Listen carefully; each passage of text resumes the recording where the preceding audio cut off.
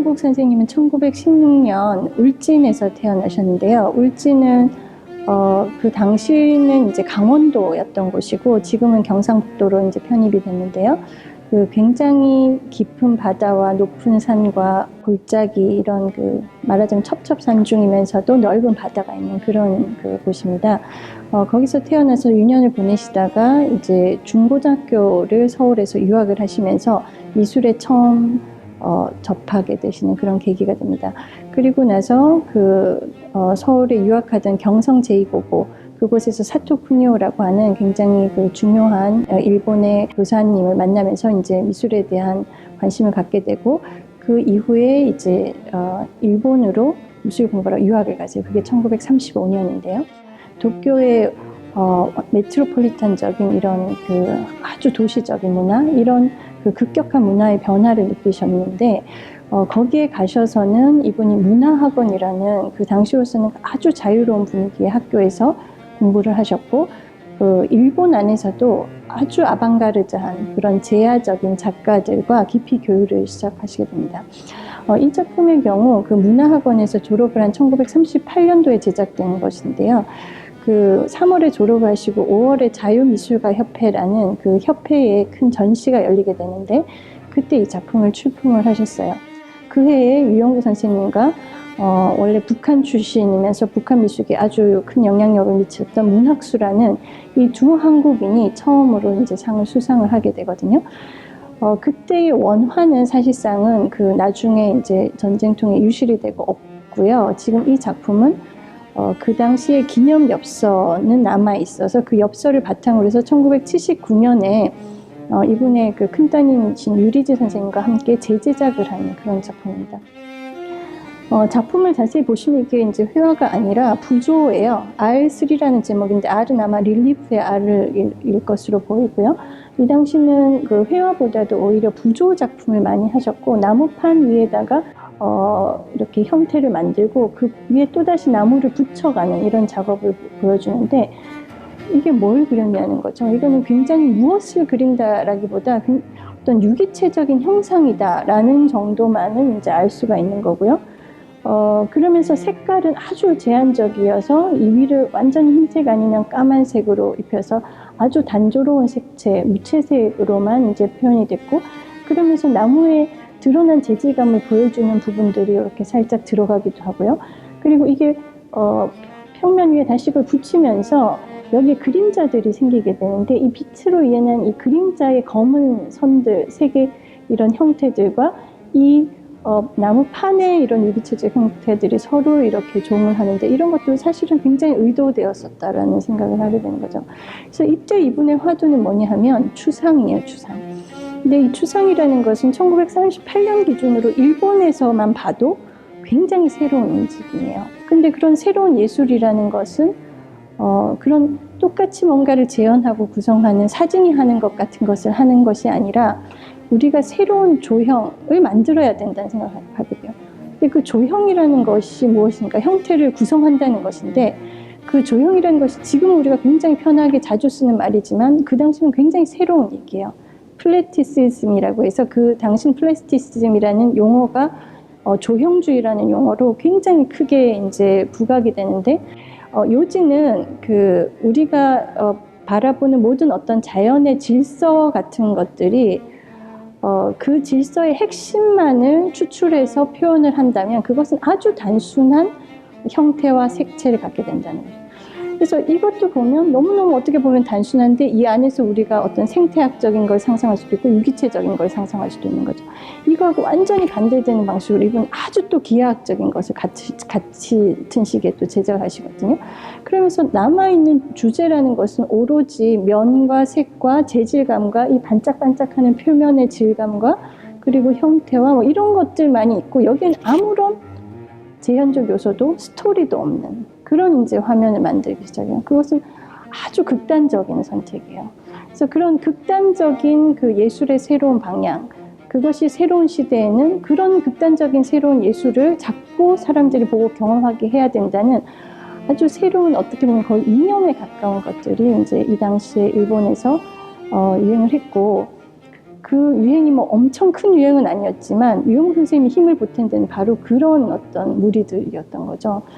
그래서 그런 어떤 그 역사적인 사실은 굉장히 의미가 있는 그런 작품이라고 이거는 생각이 되고, 특히 이것으로 이제 상을 받고 신문이나 잡지에, 특히 일본 잡지에 굉장히 많이 이 그림이 등장을 하고 유영국이라는 이름을 일본 하단에서도 알리는 그런 계기가 됐던 그런 작품이라고 할 수 있습니다. 이 작품은 MBG라고 하는 그룹에서 발표를 하시거든요. 그러니까 이분이 자유미술가협회는 일본에서 꽤 유명한 단체고, MBG는 그냥 청년들끼리 모인 단체예요. 그러니까 유영국 선생님이 다니시던 문화학원에 한 해 선배들, 두 해 선배들, 이런 선배들하고 같이 어울려서 만든 청년화가 단체인데, 그 단체에서 거의 1년에 몇 번씩이나 전시회를 긴자의 그 기노쿠니와 화랑에서 여는데, 그때 출품했던 작품을 이제 또 나중에 재현한 것이고요. 네, 유영국 선생님의 초기 아카이브를 보여주는 공간인데요. 이 첫 번째 보이는 증서가 이제 울진 그 보통학교를 졸업할 때 졸업 증서고, 이 당시에 우등상장이 같이 남아 있어요. 그래서 아까 말씀드린 그 고향 울진에서 이제 초등학교를 졸업하시고 우수한 성적으로 졸업하시고 그다음에 이제 경성 제2고보로 가게 된 거죠. 서울로 이제 유학을 오셔서 사토 쿠니오를 만났다고 했는데, 이 사토 쿠니오가 유영국 선생님의 일본 유학이나 여러 가지 그 이후의 어떤 활동에 지대한 영향을 미쳤던 분이고, 그 사토 쿠니오가 유영국 선생님한테 보낸 엽서가 지금 이제 남아 있는 상태입니다. 그리고 이제 이분이 그 사토 쿠니오의 아마도 주선으로 그 문화학원에 입학을 하시게 되는데, 이 문화학원이라는 곳이 사실은 굉장히 중요한 곳이에요. 일본에서도 지금 35년 그리고 그 이후 40년대까지 가면 점점 이제 군국주의가 더 심해지는데, 그 와중에도 이 사립학교는 끝까지 어떤 교련 수업을 하지 않고 그 군국주의적인 분위기에서 저항했던 문예를 가르치는 학교였고, 그래서 그 당시 이제 이 교장은 1943년에 천황에 대한 불경죄로 감옥에 가서 1년 징역을 살았을 정도예요. 그리고 학교는 그 43년에 강제 폐교를 당하고 군대 막사로 쓰이고, 그럴 만큼 이 학생들에게 완전한 자유를 부여를 하면서 학생들은 무엇을 해도 좋다는 그런 어떤 분위기를 만들었던 그런 학교예요. 그래서 유영국 선생님이 문화학원에 대한 애정이 굉장히 컸고, 그래서 그 교정을 찍었던 사진이라든지 문화학원에서 벌어졌던 여러 가지 그 만났던 사람들을 굉장히 많이 사진으로 남겨놓고 계세요. 여기는 이분이 자유미술가협회에서 활동하던 당시의 자료들인데요. 제 1회전의 브로셔에부터 이분의 이제 이름이 나오기 시작을 하고, 그리고 2회전에는 협회상을 받아서 그 상장이 이렇게 그대로 남아 있습니다. 그래서 이 38년 이 협회상을 받고 나서 이분이 그 부모님한테 얘기를 해서 사진기를 선물을 받게 돼요. 카메라를. 그 당시 1938년 굉장히 이제 사진기가 비쌀 때인데, 뭐 유학하는 동안에 이제 많은 어떤 투자를 해달라. 그 후부터는 내가 알아서 이제 연명할 수 있다라고 하면서 이제 정말 땅을 팔아서 사진기를 사주셨다고 하는데, 그 사진기를 메고 있는 모습이에요. 그리고 이분이 그 1940년에 실제로 사진 학교를 다니게 되거든요. 그 오리엔탈 사진 학교라고, 그 사진 학교를 다녔을 때 이제 졸업 증서 이런 것이 있습니다. 그 당시 사진은 사실은 예술가들에게 굉장히 중요한 것이었어요. 사진을 하나의 예술로서 받아들이는 분위기가 예술가들 사이에서는 상당히 컸고, 이런 이제 잡지들, 뭐 비노쿠니니, 미즈에니 이런 잡지들에서 사진에 대한 그 논문들도 상당히 많이 발표가 되고 있었어요. 그리고 이분이 좋아했던 하세가와 사부로나 무라이 마사나리, 특히 무라이 마사나리도 굉장히 이제 사진을 즐겨 찍었고 사진에 대한 강의도 했었고, 그래서 한편으로 사진은 언젠가 내가 뭐 예술가가 돼서 그 굶을 때 사진을 그래도 찍으면 생계 유지가 되지 않을까 하는 그 이유가 하나는 있었고, 또 하나는 실제로 20, 30년대 일본에서의 예술 사진이 하나의 그 예술가 지장의 붐이 있었던 것도 이유가 되는데, 그런 이유로 이분은 이제 사진에도 굉장한 어떤 관심을 많이 기울이셨고, 기록들을 많이 남겨놓고 있습니다.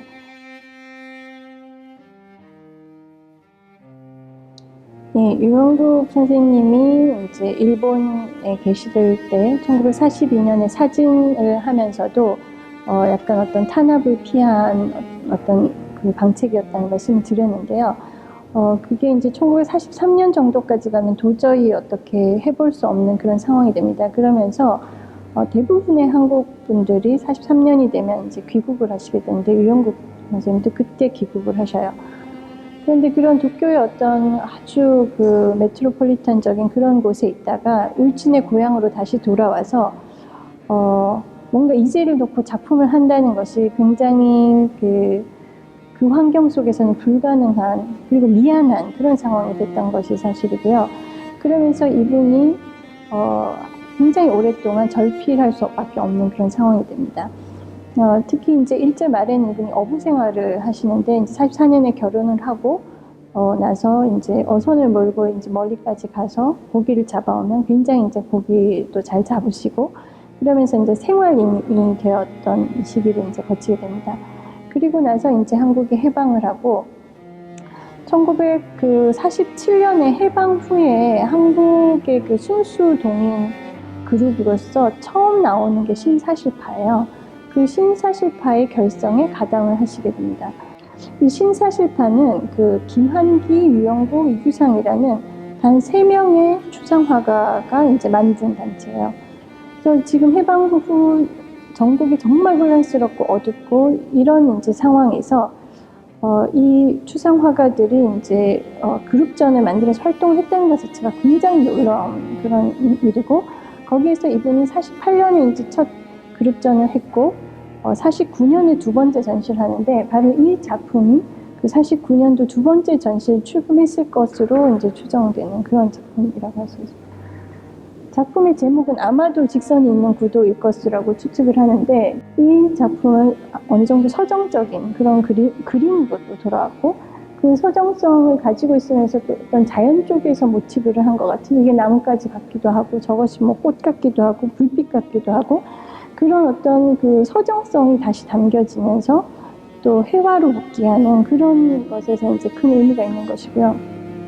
그렇지만 이런 작품들을 제작했던 것이 아주 본격적인 작품 활동은 아니었고, 지금 해방전국에 너무 혼란한 상황에서 잠깐 뭐 서울대 교수도 하셨지만 금방 또 사임을 하시고, 또 그 다음에 바로 이어서 이제 한국전쟁이 발발하고, 이런 와중에 한국전쟁 기간에는 또 이제 그 피난을 고향에서 가서 하시면서 양조장을 운영하고, 그래서 본격적인 이제 작업 활동을 거의 10년 동안 잘 못하시게 되는 그런 상황이 되면서, 나중에 이분이 이 시기를 나의 잃어버린 10년이라고 표현을 하시게 돼요.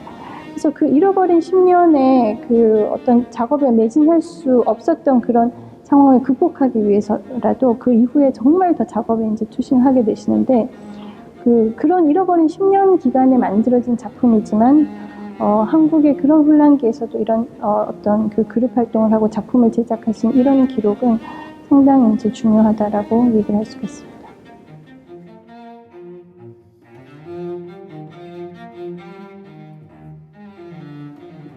예, 일제 식민지를 거치고 해방이 되고 또 전쟁을 겪고 하는 동안 본격적인 작업 활동을 못하고 계시다가 1955년에 결심을 하고 온 가족이 다시 서울로 오게 됩니다. 나는 금눈도 싫고 금밭도 싫다, 나는 그림 그려야 된다 라는 어떤 결심으로 서울에 오게 된 게 이제 이분의 나이 40 정도이신 거죠. 그러니까 굉장히 큰 결단이었고, 그때 이제 전업화가로서 그림에만 이제 몰두를 하시게 되는데, 그 후 1957년에 그 모던 아트 협회라는 협회를 또 결성을 하시게 돼요.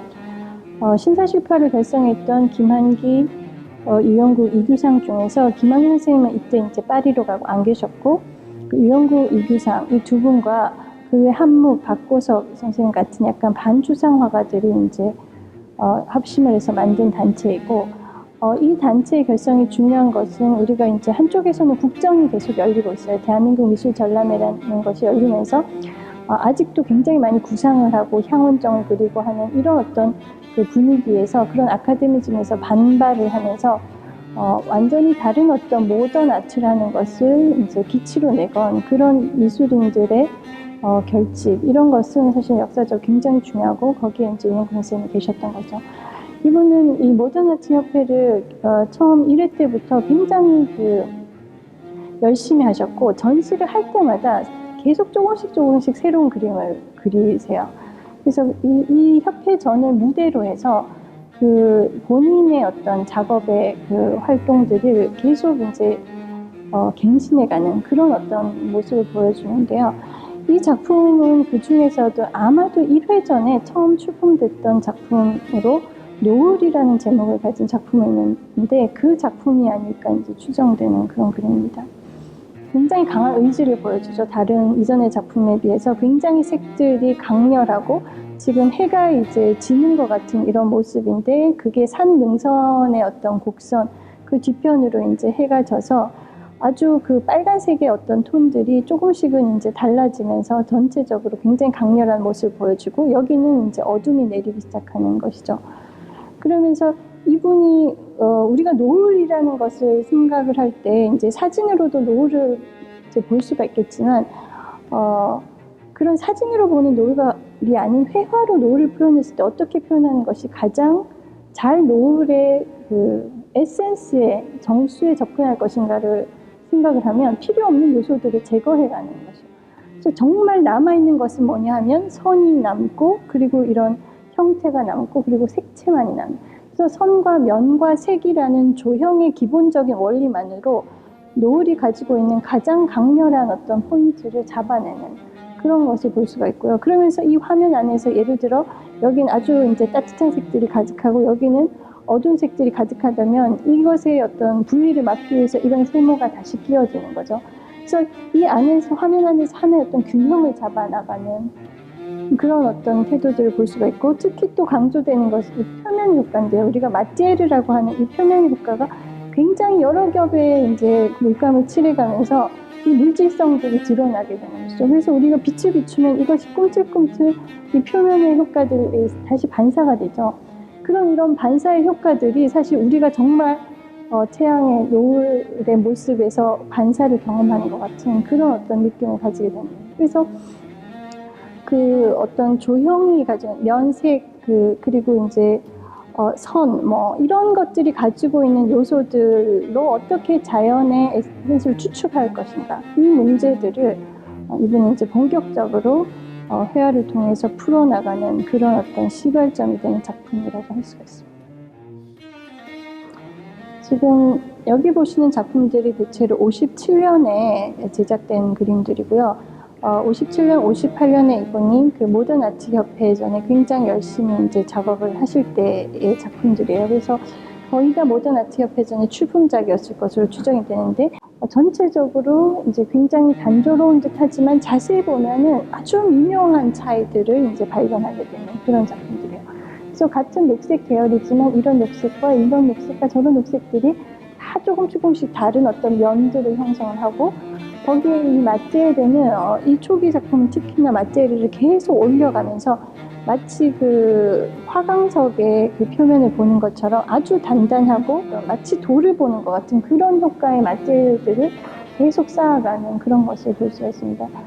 그래서 이 시기의 작품들은 지금 어떤 면에서는 굉장히 그 서양의 언어, 어떻게 하면 단순하고 순수한 조형들을 통해서 자연을 그려낼 것인가 하는 그런 어떤 서양의 언어들을 아직은 많이 이제 수용하고 있는 걸 알 수가 있고 그 안에서 이분이 이제 여러 가지 조형 실험을 하는 그런 이제 영상들을 보게 됩니다.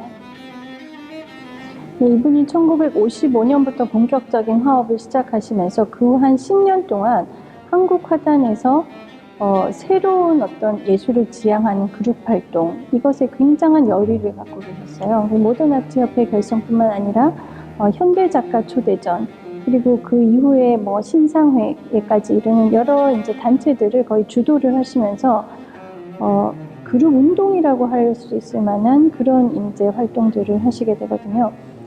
그거는 이제 예술도 새로운 시대의 어떤 역할이 있어야 되고 그 역할이라는 것은 어떤 그 새로운 조형에 대한 경험들, 그 시각적인 새로운 경험들을 관객들이 가질 수 있도록 하는 그런 것에 굉장히 열의가 있었던 것 같아요. 사실은 50년대 누가 작품을 뭐 감상하는 어떤 사람들도 별로 없었고 또 화단도 굉장히 열악한 상황이었지만 그 상황에서도 이분의 어떤 노력은 굉장히 눈부셨다고 할 수가 있습니다. 모던아트 협회전을 이제 하시다가 1958년이 되면 현대작가 초대전에 다시 이제 굉장히 열의를 받게 되는데, 이 전시도 굉장히 중요한 게 한국에서 이제 한국 전쟁이 끝난 이후 최초의 그 민전이에요. 지금 한쪽에서는 국전이 벌어지고 있는데, 그런 국전의 어떤 그 너무 아카데미즘적인 이런 것을 반대를 하면서 민간 단체에서 전람회를 굉장히 크게 이제 만든 것이 바로 현대작가 초대전이었고, 그 당시 이제 조선일보사가 이것을 주관을 하게 됐었던 거죠. 그때 이제 조선일보사가 끌어들인 분이 유영구 선생님이세요. 그래서 거의 2회전에부터 이분이 굉장히 열의를 가지고 참여를 했고, 이 전시를 통해서 이제 신진 예술가들이 굉장히 많이 새로운 작품들을 발표할 수 있는 무대를 만들기 위해서 노력하셨어요. 두 번째 방은 1960년대의 작품, 초기의 작품들인데요. 지금 보시는 이 작품이 1960년 작품입니다. 이분이 이제 60년에 우리 4.19 혁명이 일어나고 사회적으로도 이제 한국 사회가 큰 변혁이 일어났는데, 이분의 작품도 굉장히 많이 달라집니다. 굉장히 중요한 변화는 스케일이 굉장히 커진다는 거고, 또 이 자연이라고 하는 것의 숭엄함, 장엄함 이런 것들이 더 큰 주제가 돼서 그 자연을 표현하기 위해서 어떤 추상적인, 조형적인 언어들을 활용하고 있는 그런 방식으로 이제 변화가 일어나고, 그 자연 안에서도 산이라고 하는 것을 말하자면 인생 테마로 잡기 시작하는 때도 바로 이 무렵이라고 할 수가 있습니다. 이 작품 산도 보면 우리가 어느 산속 깊은 곳을 이제 들어가서 이미 산속에 들어있는데 저 멀리에 이제 원경의 산들에 눈이 가득 온 것 같은 그런 산을 멀리서 바라보고 있는 것 같은 그런 경험들을 관객이 하도록 이렇게 유인하는 것이죠. 그러면서 이 화면들은 굉장히 크고, 그 표면의 효과들은 같은 검은색이지만 이 검은색 안에서도 디테일들을 보시면 마치 이 붓질의 어떤 제스처를 느낄 수 있는 것처럼 굉장히 움직임이 이제 이 안에 이제 들어가게 되는 것이고요. 그러면서 뭔가 우리가 근접 다가가기 힘든 어떤 자연의 숭엄함을 우리가 이 그림 회화를 통해서 경험하게 되는 것 같은 그런 이제 효과를 가지게 되는데요. 이 시기에 이런 작품들이 이분이 이제 약수동에 그 화실을 만들어 놓고 굉장히 작은 그 7평짜리 방에서 주로 제작을 하셨다는 것이 굉장히 놀라워요. 그래서 마당에서는 이제 큰 틀, 당신이 이렇게 큰 액자를 만드는 곳도 없었기 때문에 이 목재도 직접 이제 만드시고, 캔버스도 직접 제작을 하시고, 그런 작업들은 이제 주로 마당에서 작업을 하시고요. 그런 마당에서 작업한 걸 화실로 들고 들어가서 그 7평의 작은 방이지만 이분이 그리는 그 화면은 너무너무 큰 대자연, 이런 것들을 이제 그리고 계십니다. 이 시기의 작품들은 아직도 이분이 그룹 활동을 하던 시기의 작품들이고, 새로운 그룹전을 할 때마다 새로운 작품들을 발표를 했고, 예를 들어 저런 것도 이제 세계 문화자유 초대전에서 출품했던 작품이고, 그러니까 이런 그 60년대 초반에 아주 어지러운 사회 상황 속에서도 이분만의 굉장히 큰 화면에 대자연의 숭엄 이런 것들을 담은 작품을 아주 용감하고 대담하게 표현을 하면서 그 당시 한국 화壇에서 가장 존경받는 예술가로서 이제 지위를 굳히셨던 그런 이제 작품들이라고 할 수가 있습니다.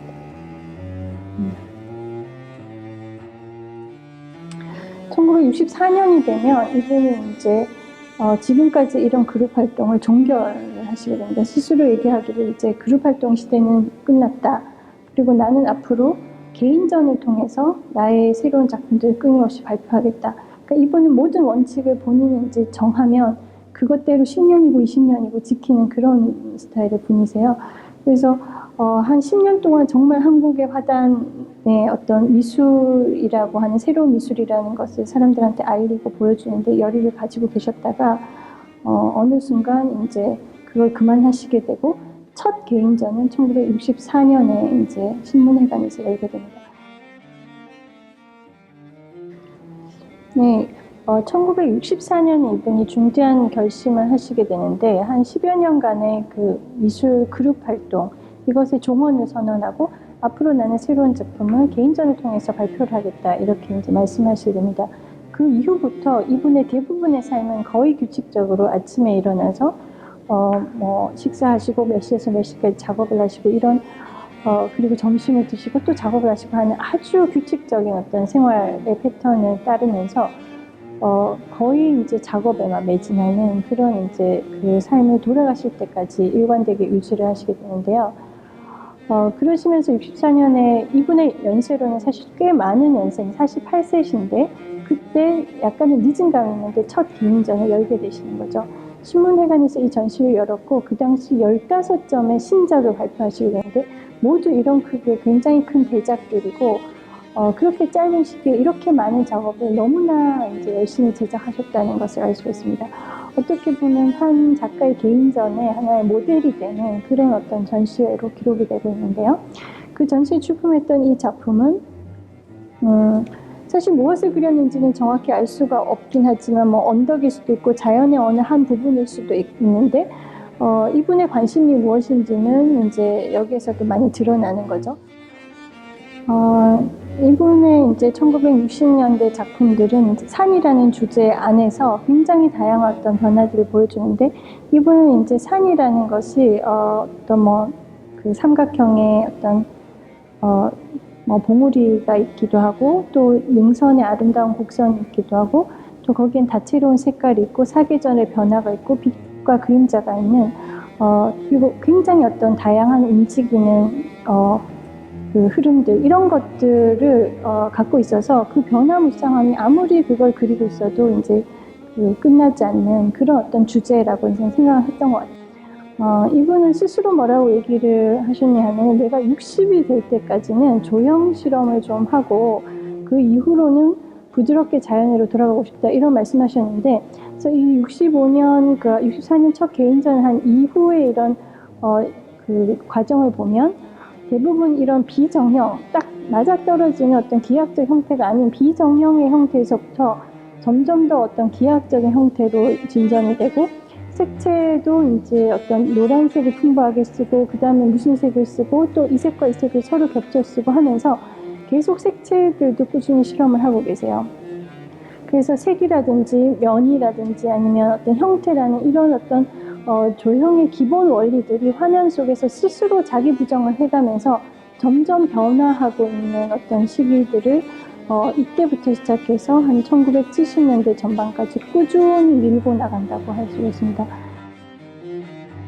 1970년대 초가 되면 이분이 이제 엄밀한 기하학적인 형태에서 더 이상 이제 갈대가 없어지고 다시 곡선이 등장하기도 해요. 그래서 이런 작품을 보시면 절의 처마의 그 라인에 또 관심이 많으셨거든요. 그래서 그런 처마를 연상시키는 그런 곡선이기도 하고 저고리의 곡선이기도 하고 이런 한국의 전통적인 소재에서 발견되는 그런 곡선들을 가지고도 이제 작업을 하시기도 하고 조형 실험을 70년대 한 전반까지는 계속 꾸준히 하시게 됩니다.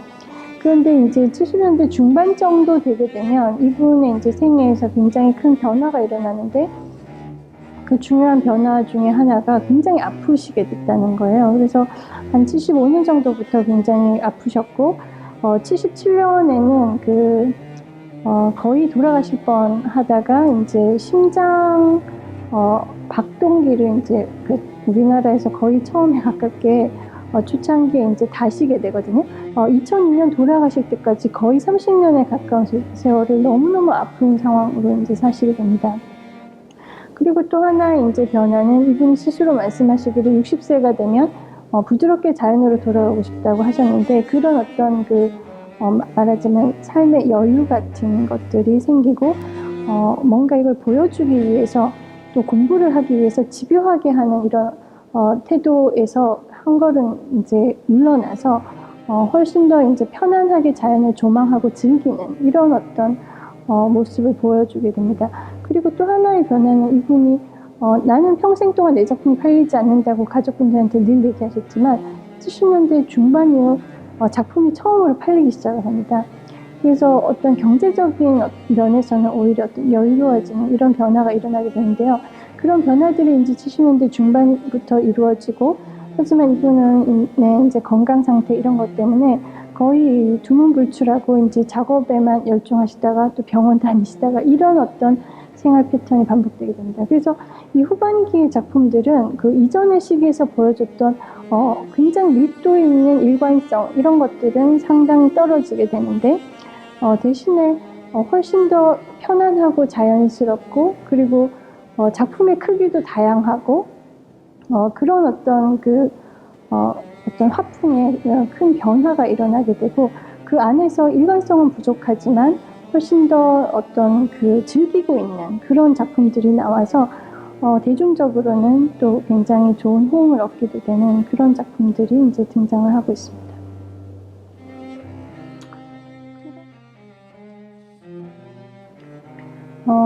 후반기에 이분의 작업은 어떤 점에서 일관성은 없지만 그 작품의 하나하나가 가진 그 특징들은 또 굉장히 다채롭고 흥미로운데요. 색톤도 아주 원색을 쓰는 작품들이 있는가 하면 그 원색보다 훨씬 중성색을 또 많이 사용하시게 되고 이제 화면들도 뭐 바다 위에 섬이 떠 있는 모습 같기도 하고 산이기도 하고 이런 그 자연의 여러 가지 요소들이 아주 단순화된 형태들로 이제 표현이 됩니다.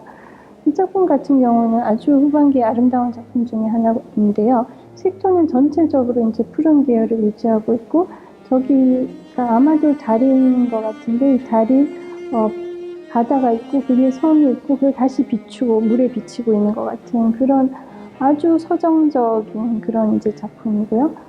이분의 초기의 작품들을 보면 일부러 대칭성을 피하고 있는 것을 알 수가 있는데 사진 같은 경우도 그 대상을 일부러 비대칭적으로 이제 찍기도 하셨는데 이런 말년의 작품들에는 엄밀한 대칭성이 드러나는 경우가 간혹 이렇게 보이고요.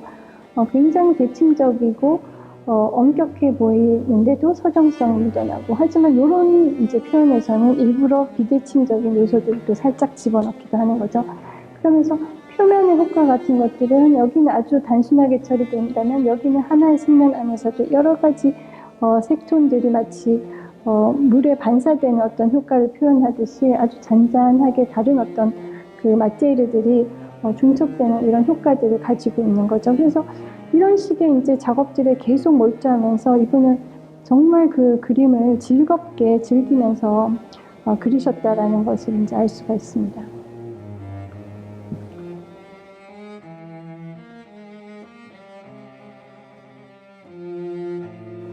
이 작품은 1999년 이분의 절필작입니다. 99년 예술원 회원전에서 이 작품을 출품을 하셨고 이후로는 이제 작업을 거의 못 하시다가 2002년에 돌아가셨는데요. 화가들이 마치 자신의 마지막 작품을 알고 계시는 것 같은 그런 느낌을 받게 돼요. 굉장히 엄격한 엄밀한 대칭 구도를 이루고 있고 이것이 삼각형을 이루면서 점점 상승하고 있는 거죠. 저기에 이제 흰 선은 이제 마지막에 어떤 꼭지점을 형성을 하면서 동시에 저 흰 선, 저 너머에 뭔가 또 다른 어떤 세계가 있을 것 같은 그런 어떤 절대적인 것을 향해 가는 것 같은 그런 어떤 상상들을 불러일으키는 작품이고요. 심지어 이분이 평생 쓰셨던 이 영국이라는 사인도 이 작품은 한중간에 이렇게 되어 있죠.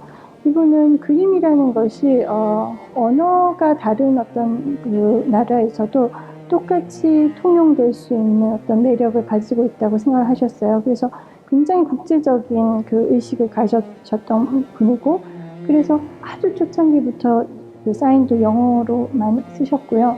그러면서 말은 통하지 않지만 또 말은 없지만 우리가 이 작품을 대면할 때 느껴진 감동이라고 하는 것은 그 언어가 아무리 달라도 누구에게나 이제 자신의 몫으로서 느낄 수가 있을 것이라고 생각을 하신 거죠. 이 작품을 끝으로 이분이 거의 37년부터 시작된 이제 화업이 마무리가 됐고 그리고 이제 2002년에 생을 마감하시게 됩니다.